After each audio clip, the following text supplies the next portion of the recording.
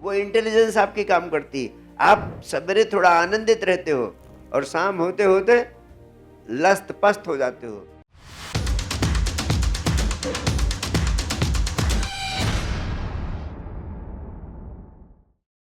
लोग मुझसे पूछते हैं सच्चा धर्म क्या है? मेरा आपसे कहना है ये जीवन ही है ऊर्जा, और धर्म है जीवन ऊर्जा के संग्रह का विज्ञान। The science of conservation of life energy, that is what I call religion. यानी जीवन ऊर्जा ये 24 घंटे बही जा रही है आपकी। हर मनुष्य छेदों वाली बाल्टी है। खाना खाते हैं, व्यायाम करते हैं, सब कुछ करते हैं, ऊर्जा पैदा होती है, और ये आँख, नाक, कान, ये जो सारी इंद्रियां हैं, इससे आप फिर ऊर्जा को बाहर फेंक देते। यानी ऊर्जा को पैदा करना, बाहर फेंक देना, पैदा करना, बाहर फेंक देना, ये काम है संसारी, जो ये केवल यही काम करता रहता है। दिन भर कमाया और शाम को गंवाया। ये जो आपकी जीवन ऊर्जा है, उसका संग्रह करने की कला आपको आ जाए तो आपके भीतर सारी संपदा पैदा होने लगती है। ये ऊर्जा ही समझ बनती है, जिसको आप अंडरस्टैंडिंग कहते हो, जिसको आप इंटेलिजेंस कहते हो। इंटेलिजेंस क्या है? Life energy. आनंद क्या है? Energy is delight. आपके भीतर ऊर्जा है तो आनंद रहेगा। This life energy takes the form of intelligence. This life energy takes the form of understanding. This life energy takes the form of joy, delight, happiness. इसीलिए जब आप थक जाते हैं शाम को, तब आपकी इंटेलिजेंस कम हो जाती है। सुबह जब नींद से उठ के तरोताजा प्रातःकाल जागते हैं तो आपकी इंटेलिजेंस ज्यादा काम करती है। यानी सवेरे ऊर्जा रहती है, वो इंटेलिजेंस आपकी काम करती है। आप सवेरे थोड़ा आनंदित रहते हो और शाम होते होते लस्त पस्त हो जाते हो। यानी सारा खेल ऊर्जा का है। अब ऊर्जा का संग्रह, ऊर्जा के संग्रह का विज्ञान है धर्म। लेकिन आज ऊर्जा के संग्रह की जगह और सब कुछ कर रहा है धर्म। तो असली धर्म मैं चाहता हूं कि आप पकड़ें। बाहरी धर्म से कुछ काम होने वाला नहीं है। जिंदगी में शांति की, आनंद की, परमात्मा की तरंग मिले और सुख समृद्धि की ऊंचाइयों पर पहुंचना है तो जीवन ऊर्जा का संग्रह अनिवार्य है। जीवन ऊर्जा का संग्रह करने की विधि क्या है? आपके ऊर्जा की दो अवस्था होती है। एक, आप कभी किसी काम में व्यस्त होते हो।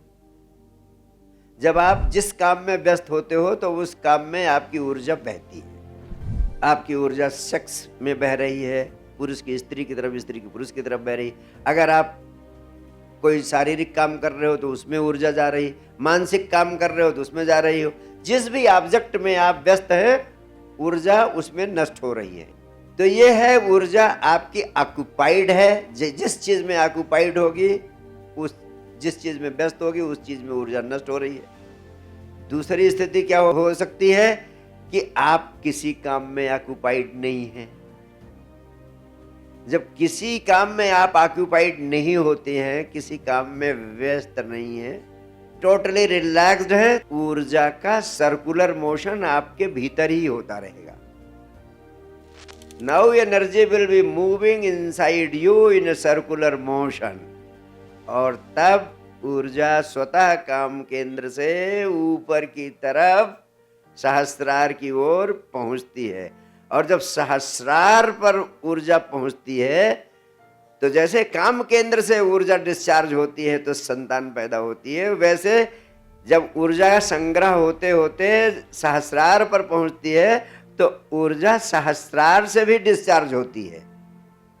जब ऊर्जा सहस्रार से डिस्चार्ज होती है तब आपकी जीवन ऊर्जा संपूर्ण अस्तित्व की ऊर्जा के साथ परम संभोग की अवस्था में होती है। इसी को अध्यात्म के वैज्ञानिकों ने महामुद्रा की अवस्था का। तब शिव और शक्ति का मिलन होता है, आपकी ऊर्जा का परमात्मा की ऊर्जा से संभोग यानी परम संभोग की अवस्था होती है, और तब परम आनंद प्रकट होता है। सामान्य संभोग में क्षणिक सुख मिलता है और इस परम संभोग में परम आनंद प्रकट होता है।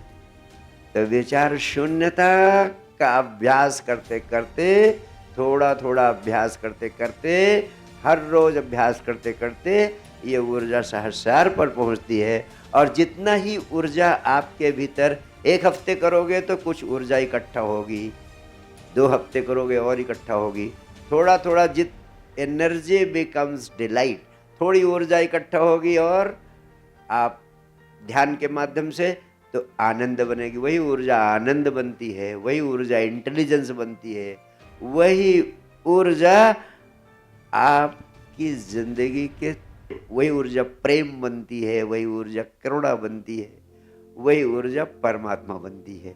ऊर्जा आपकी है, आप अगर इसको अव्यस्त रखें, अनऑक्युपाइड रख लें कुछ समय के लिए, आप 10 मिनट से शुरू करें, 10 मिनट ही अनऑक्युपाइड रहें, वही ध्यान है। 10 मिनट ही अनऑक्युपाइड, कुछ नहीं कर रहे हैं, तो ऊर्जा आपके भीतर सर्कुलर मोशन में आएगी और नीचे से ऊपर की ओर प्रवाहित होने लगेगी।